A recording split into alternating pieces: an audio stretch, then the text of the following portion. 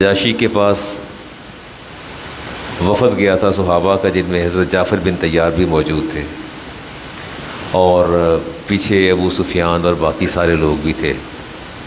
وہ نجاشی سے کہ آپ کے دربار میں کچھ ہمارے لوگ مکہ سے بھاگ کے آئے ہیں، یہ کوئی نیا دین اس کو انٹروڈیوس کروا رہے ہیں۔ نجاشی نے دربار میں بلایا اور کہا کہ یہ کون سا دین ہے جس کا تم ذکر کرتے ہو؟ تو وہاں حضرت جعفر طیار نے سورہ مریم کی تلاوت فرمائی تھی، کیونکہ وہ عیسائی تھا نجاشی۔ جب سورہ مریم کی تلاوت کی تو نجاشی مسلسل روتا رہا، اس کی آنکھیں ایک لمحے بھی خشک نہیں ہوئیں۔ حضرت جعفر طیار نے جب سورہ مریم تلاوت فرما لی تو نجاشی کھڑا ہو گیا، اس نے زمین سے تنکا اٹھایا اور کہا کہ خدا کی قسم، جو کچھ یہ پڑھا گیا اور عیسیٰ علیہ السلام کے بارے میں جو کچھ بیان کیا گیا، اس سے نہ تنکا زیادہ ہے نہ تنکا کم ہے۔ ہمارا یہی ایمان ہے اور یہی ہمارے انجیل کے اندر موجود ہے۔ تو اسی بارے میں اللہ فرماتے ہیں وَإِذَا سَمِعُوا مَا أُنزِلَ إِلَى الرَّسُولِ، جب میں میرے رسول پر نازل کر جاتا ہے تو تم دیکھو کہ آیونہم تفیض من الدم، کہ ان کی آنکھیں جو ہیں وہ برسنے لگ جاتی ہیں۔ اور کیوں برستی ہیں؟ مما عرفوا من الحق، جب یہ حق کو پہچان لیتے ہیں۔ انسان جب حق کو پہچانتا ہے تو ظاہر ہے حق دل پر اثر بھی تو کرتا ہے۔ آگے اگلی آیت میں نظر کی سورۃ مائدہ کی یا ایھا الذین آمنوا لا تحرموا طیبات ما احل اللہ لکم ولا تعتدوا، اے ایمان والو، اللہ نے جو چیزیں تم پر حلال کی ہیں ان کو اپنے اوپر حرام نہ کیا کرو، ولا تعتدوا، اور نہ تم حد سے بڑھا کرو، ان اللہ لا یحب المعتدین، اللہ تعالیٰ حد سے بڑھنے والوں کو پسند نہیں فرماتا۔ یہ کثرت عبادت، چیزوں کے اندر جب عدم توازن اور عدم اعتدال ہوتا ہے تو اس کا نقصان ہوتا ہے۔ سیدنا عثمان غنی، عثمان بن مظعون، سیدنا صدیق اکبر، علی المرتضیٰ شیر خدا، عثمان بن مظعون کے گھر اکٹھے ہوئے اور انہوں نے فیصلہ کیا کہ ہم ہمیشہ روزے رکھیں گے اور ساری رات عبادت کریں گے، اپنے بستر پر نہیں سوئیں گے، ہم میں سے کوئی گوشت بھی نہیں کھائے گا، کوئی آئل گھی بھی استعمال نہیں کرے گا، زیتون کا فیصلہ کر لیا۔ اور اگلی بات انہوں نے یہ کی کہ ہم اپنے بستروں پر نہیں جائیں گے، عورتوں سے اجتناب کریں گے، ہم کبھی خوشبو نہیں لگائیں گے۔ گویا یوں کہہ لیجئے کہ وہ ہم تارک دنیا ہو جائیں گے، ہم دنیا کو ترک کر دیں گے اور رسالت معاملے اور اونی لباس پہنیں گے اور دنیا سے قطع تعلق کر لیں گے۔ یہ میں حدیث لے رہا ہوں جی، امام کشاف نے اس کو بیان کیا۔ رسالت امام علیہ السلام کو جب پتہ چلا تو آپ نے ان کو بلایا، فرمایا میرے پاس آ جاؤ، میں نے سنا ہے کہ رات تم نے عثمان بن مظعون کے گھر بیٹھ کے یہ فیصلہ کیا کہ ہم عورتوں کے قریب نہیں جائیں گے، ہم خوشبو نہیں لگائیں گے، ہم ہمیشہ روزہ سے رہیں گے، ہم بستر پر نہیں سوئیں گے، ہم گوشت نہیں کھائیں گے۔ آپ نے فرمایا کہ ان لانفسکم علیکم حقا، دیکھو میری بات سنو، تمہارے بدن کا بھی تم پر حق ہے، آپ کے بدن کا بھی آپ پر حق ہے۔ فصوموا وافطروا، روزہ بھی رکھا کرو، افطار بھی کیا کرو۔ آج روزہ رکھ لیا، 2-3 دن چھوڑ دیا، پھر روزہ رکھ لیا، پھر چھوڑ دیا، پھر روزہ رکھ لیا۔ فرمایا وقوموا وناموا، قیام بھی کیا کرو اور نیند بھی پوری کیا کرو۔ فإنی اقوم وانام، میں اللہ کا رسول سوتا بھی ہوں اور میں قیام بھی کرتا ہوں، اور میں روزہ اصوم و افطر، میں روزہ رکھتا بھی ہوں اور روزے کو افطار بھی کرتا ہوں۔ آکل اللحم، میں گوشت بھی کھاتا ہوں، والدسم، اور میں آئل زیتون تیل بھی استعمال کرتا ہوں، وآتی النساء، اور میں اپنی بیویوں کے پاس بھی جاتا ہوں۔ فمن راغب عن سنتی فلیس منی، جو میرے راستے کو چھوڑے گا اس کا مجھ سے کوئی تعلق نہیں، نہ دین اسلام سے کوئی تعلق ہے۔ یہ از خود عبادتوں کو پیمانے وضع کر لینا، از خود پیمانے وضع کر لینا، یہ دین اسلام کا شعار نہیں ہے۔ دین اسلام کا یہ قطعاً شعار نہیں ہے۔ یہ رات 100 نوافل پڑھنا، یہ 50 نوافل پڑھنا، یہ دین اسلام کا شعار نہیں ہے۔ آپ کے بدن کا آپ پر حق ہے، اس قدر، بلکہ مجھے وہ حدیث پاک یاد آتی ہے عثمان بن مظعون کی زوجہ رسالت ماؤ علیہ السلام کے گھر حاضر خدمت ہوئی تو سیدہ عائشہ نے پوچھا کہ کیا بات ہے، ابھی تو شادی ہوئی ہے اور یہ تم اس قدر تمہارے اوپر کوئی آثار نظر نہیں آتے، اتنی اجڑی اور کیا وجہ کیا ہے؟ اس نے کہا میرے شوہر کو مجھ میں دلچسپی کوئی نہیں ہے، جی گھر آتے ہیں بس کھانا کھاتے ہیں تو نوافل پڑھنے لگ جاتے ہیں، ساری رات ہی نوافل پڑھتے رہتے ہیں اور دن اٹھتے ہیں تو روزہ رکھ لیتے ہیں، تو میں یہ اپنا بناوسی گھر کس کے لیے کروں، میں اپنے آپ کو آراستہ کس کے لیے کروں؟ تو اس پر جو ہے اللہ کے رسول کو جب پتہ چلا تو آپ سخت ناراض ہوئے، فرمایا تمہاری بیوی کا تم پر حق ہے، تمہارے بدن کا بھی حق ہے، تو اس طرح عبادتوں میں مشغول نہ ہو جائیے کہ انسان کہیں ایک کی طرف چلتا چلا جائے اور دوسری طرف سے بندہ منہ موڑ دے، یہ باتیں درست نہیں ہیں۔ آگے اگلی آیت آ رہی ہے جی اپنا یہ لا یؤاخذکم اللہ باللغو فی ایمانکم ولکن یؤاخذکم بما عقدتم الایمان فکفارتہ اطعام عشرۃ مساکین۔ اللہ فرماتے ہیں یہ تمہیں بات بات پر جو بیماری پڑ گئی یا قسمیں اٹھانے کی، یہ کام چھوڑ دو۔ یہ ملک صاحب ہر بات پہ قسم کھاتے ہیں۔ آپ دیکھیں ایک سبزی والے کے پاس چلے جائیں، وہ سبزی اگر کل کی سبزی رکھی ہوئی ہے تو اسے کہیں یار میں نے صحیح نہیں لگ دی، قسم خدا دی آج منڈی جو لے کے آئے ہیں وہاں، کہاں وہ منڈی، کہاں وہ سبزی اور کہاں اللہ کی قسم۔ آپ خربوزہ لینے چلے جائیں، ابھی چند دن پہلے میں گیا تو میں نے کہا یہ کس موسم کا خربوزہ ہے، نہ جانے کون سا علاقہ بتایا کہ وہ فلاں علاقے، کہتا علامہ صاحب لے جاؤ خدا دی قسمیں بڑے ہی میٹھے، چلا کھا کے دیکھو گے یاد ہی کر کے مڑ کے پھر آ جاؤ گے۔ میں نے کہا دیکھو ان کا میٹھا ہونا نہ ہونا وہ ایک الگ معاملہ ہی، اللہ کی قسم کس کے حساب سے لے رہے ہو؟ کیا تم نے اندر داخل ہو کے دیکھا؟ کیا تم نے ان کی مٹھاس کو چیک کر لیا؟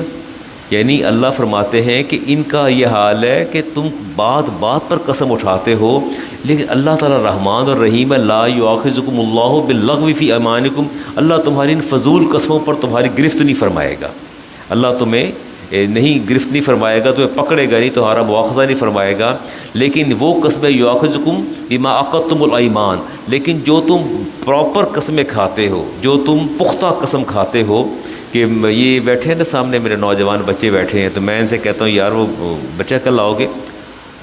اللہ کی قسم میں کل ضرور آؤں گا، میں ضرور آؤں گا۔ اگلے دن کہاں قسم گر کہاں پائے، سوال ہی پیدا نہیں ہوتا۔ کیا حال ہے؟ ٹھیک ہے، اچھا پھر انشاءاللہ ملتے ہیں ایک دو دن کے اندر۔ کہاں ملتے ہیں ایک دو دن کے اندر؟ یعنی زبان سوچا ہی نہیں کبھی ہم نے کہ ہم زبان سے بات کیا کہتے چلے جاتے ہیں۔ اچھا جی میں کسی دن چکر لگاؤں گا، برس برس بیت جاتے ہیں چکر نہیں لگتا، کہتے یار تو آنا نہیں، اور اللہ کی قسمیں آواں گا چھاڑ تو، تین میں قسم نہیں چکے کہہ رہا۔ یہ رب کو بار بار درمیان میں کیوں لے آتے ہیں؟ اللہ فرماتے ہیں تمہاری وہ قسمیں جو تم نے پختہ طریقے سے کھائی ہیں اللہ تمہارا اس پر سخت مواخذہ فرمائے گا، اور پھر اگر تم قسم کو توڑتے ہو کفارتہ اطعام عشرۃ مساکین، تو اللہ فرماتے ہیں پھر تم نے 10 مسکینوں کو کھانا کھلانا ہے۔ کتنے مسکینوں کو؟ ہاں، کون سا کھانا؟ من اوسطی ما تطعمون اہلیکم، اللہ فرماتے ہیں وہ کھانا کھلانا ہے جو اپنی بیوی کو کھلاتے ہو، جو اپنی ماں کو کھلاتے ہو، یعنی قسم توڑی ہے نا، ہانس قرار پائے ہیں، ان کو کھانا وہ کھلانا ہے مساکین کو جو آپ اپنی بیگم کو کھلاتے ہیں، بیٹی کو اور ماں کو کھلاتے ہیں، ایوریج کھانا کھلانا ہے۔ او کسوتہم، یا ان کو لباس پہناؤ، او تحریر رقبہ، یا پھر ان کی گردن غلام کو آزاد کرو، فمن لم یجد فصیام ثلاثۃ ایام، اور جو نہ کسی کو کھانا کھلا سکے، غربت ہو، تو وہ روزے رکھے گا۔ کتنے روزے رکھے گا جی؟ 3 روزے رکھے گا، یہ اللہ تعالیٰ نے۔ تو اس کا مطلب ہے کہ آج ہم اس بات پر عہد کرتے ہیں کہ آج کے بعد ہم قسمیں نہیں اٹھائیں گے، بات بات پر قسم نہیں اٹھائیں گے، بات بات پر نہ جانے حدیث پاک میں آتا ہے کہ انسان بٹ صاحب صبح بندہ فرمائے میرا امتی صبح مسلمان ہوتا ہے، شام ڈھلتی ہے تو کافر ہو جاتا ہے، شام کو مسلمان ہوتا ہے، دن چڑھتا ہے تو کافر ہو جاتا ہے، اور اسے خبر ہی نہیں ہوتی کہ میں نے کیا کیا ہے۔ میں اس لیے بار بار کلمہ کہتا ہوں، کلمہ پڑھ کے سویا کریں، اٹھتے ہوئے کلمہ پڑھا کریں کہ تجدید ایمان ہو جائے۔ اگلی آیت میں یا ایھا الذین آمنوا انما الخمر والمیسر والانصاب والازلام، اے ایمان والو یہ شراب اور یہ جوا، اللہ فرماتے ہیں یہ قطعاً تمہارے لیے جائز نہیں ہے، اور انصاب بت اور ازلام یہ تیر اور پانسے تمہارے لیے جائز نہیں ہیں جی۔ رجس من عمل الشیطان فاجتنبوہ لعلکم تفلحون، یہ شیطانی اعمال ہیں اور ان کو چھوڑ دو۔ اچھا شراب کا جو حکم ہے ممانعت اللہ تعالیٰ نے ایک دم نازل نہیں فرمایا، کیونکہ عربوں کی گھٹی میں شراب رچی بسی تھی، تو اللہ تعالیٰ نے اس کو 3 مراحل میں پہلی جو آیت نازل ہوئی فیہما اسم کبیر و منافع للناس، پہلی جو آیت اللہ نے نازل فرمائی کہ شراب جو تم پیتے ہو نا، اس میں تمہارے لیے گناہ بہت زیادہ ہے لیکن تھوڑا نفع بھی ہے، ومنافع للناس، تھوڑا نفع ہے۔ جب آپ شراب پیتے ہیں، اللہ نہ کرے ہم نے کبھی پی ہو یا اللہ ایسا وقت نہ لائے، لیکن جو ڈرنکر ہیں وہ بتا سکتے ہیں کہ تھوڑی دیر کو مدہوش ہو جاتے ہیں اور وہ کچھ غم بھول جاتے ہیں، یا سرکمسٹانسز جو بھی ہوتے ہیں ان کو تکلیف ہوتی ہے، تھوڑا پینے کے بعد ایک دو سپ لینے کے بعد وہ ایسے مدہوش ہوتے ہیں، وہ سمجھتے ہیں غم بھول گیا، لیکن غم تو وہیں سٹے کرتا ہے، غم وہیں موجود ہوتا ہے۔ آپ کی عقل جو ہے مدہوش، آپ مدہوش ہوتے ہیں، عقل جو ہے وہ آپ کی جاتی رہتی ہے۔ دوسرا حکم آیا لا تقربوا الصلاۃ وانتم سکارا، کہ ایمان والو جب تم شراب کی نماز کے قریب نہ جایا کرو جب تم حالت نشہ میں ہو۔ اب مسلمانوں نے کیا کام کیا؟ اب ایسا کرتے تھے کہ اگر ظہر کی نماز کا وقت ہوا تو شراب صبح 9 بجے پی لیتے تھے تاکہ نماز سے پہلے پی لیں۔ حالت نماز میں اگر پی تو وہ یہ ہے کہ پھر اللہ نے منع فرمایا کہ نماز کے قریب نہیں جانا۔ پھر تیسرا حکم آیا، تیسری یہ آیت آئی جس کے اندر اللہ تبارک و تعالیٰ نے صریحاً اس کو منع فرما دیا، اور فرما دیا کہ رجس سے عمل شیطان ہے، یہ بدترین عمل ہے اور شیطانی عمل ہے۔ میں اس میں ایک دو باتیں آپ سے عرض کرنا چاہتا ہوں جی۔ جب یہ آیت تیسری آیت جب نازل ہوئی نا تو اس وقت مناظر رسالت ماء علیہ السلام نے فرمایا کہ جاؤ مدینہ کی گلیوں میں اعلان کر، اپنی میک کے اندر ڈوبے ہوئے ہیں۔ فرمایا اللہ تعالیٰ نے یہاں جو آیت فرمائی نا لعلکم تفلحون انما یرید الشیطان ان یوقع بینکم العداوۃ، ان پر پٹخ دیے اور جام بھی زمین پر پٹخ دیے اور مٹکے شراب کے بہا دیے، اور مدینہ کی گلیوں میں شراب یوں بہہ رہی تھی جیسے گندا پانی بہایا جاتا ہے، اس طرح۔ اور کمال کی بات ہے اس کے بعد کسی مسلمان نے شراب کو ہاتھ بھی نہیں لگایا، کسی مسلمان نے شراب کو ہاتھ نہیں لگایا، وہ سارے مٹکے بھی بہائے شراب کے، اپنے پیمانے بھی توڑے اور سارے میناب سارے انڈیل دیے، حالانکہ وہ انہیں بہت عزیز مشروب تھا لیکن اس کو انہوں نے گرا دیا، اور اس کے بعد دوبارہ کوئی اس کے قریب نہیں گیا۔ اب یہاں میں 3 لفظ کیا ہے اور 5 سے تیر کے ساتھ کیا ہے، اے شراب بہت اللہ کا سوکا تیرا بیڑا غرق ہو جائے، تیرا ستیہ ناس ہو جائے۔ تو اتنی بری چیز ہے کہ اللہ تعالیٰ نے 3 چیزوں کا ذکر فرمایا، شراب کا، جوے کا اور تیر پانسے کا، یہ جو فال نکالتے ہیں۔ فال نہیں نکالتے آپ بھی تو نکلواتے ہیں نا، طوطے سے جا کے نکلواتے ہیں اپنے مقدر کا حال جاننے کے لیے۔ اگر طوطے کے پاس نہ جائیں فٹ پاتھ پر تو پھر آپ فوری طور پر ہاتھ دکھانا شروع کر دیتے ہیں کہ میرے ہاتھوں کی لکیروں کو دیکھ کے بتاؤ کہ میرا مقدر کیا ہے۔ نہیں، میں نے پورا جمعہ پڑھا، 1 گھنٹہ میں نے گفتگو کی اس جمعے پہ، 10 شناسی پہ، پامسٹری پہ میں نے پورا 1 گھنٹہ میں نے کلام کیا۔ آپ بھی تو دکھاتے ہیں۔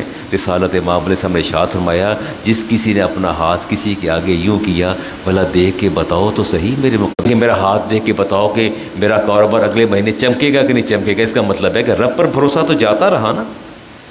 تو یہی تو میں تو اکثر ایک بات بتاتا ہوں، یہ بڑی، میں نے تو پورا گھنٹہ خطاب کیا، میں نے 1 گھنٹہ جمعہ پڑھایا۔ شیخ سعدی رحمۃ اللہ تعالیٰ علیہ فرماتے ہیں کہ بادشاہ تھا اور نجومی جب آئے نا دربار کے اندر تو اس نے کہا کہ 10 چناز تھا، پامس تھا، اس نے دیکھا، بادشاہ اندر جا کے بیٹھ گیا اور اس پر وزیر سارے پریشان تھے، اور وزیر خاص جو تھا جسے پرائم منسٹر کہتے ہیں وہ بھی بہت پریشان تھا کہ کیا بنا۔